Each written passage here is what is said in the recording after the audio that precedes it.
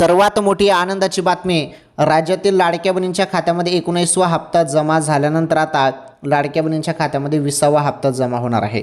आणि एक सवाल आहे, एक प्रश्न आहे जो तुमच्या मनात पण असेल.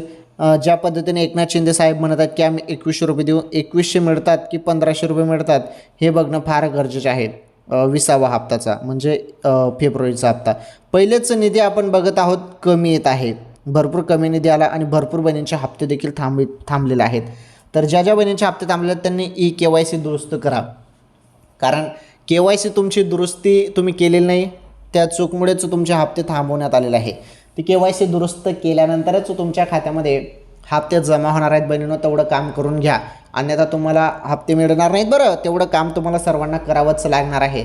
तेवढं काम करून घ्या जरी तुमची KYC चुकीची झाली असेल तर. ओके, तर ही फार महत्त्वाची माहिती होती राज्यातील लाडक्या बहिणींसाठी.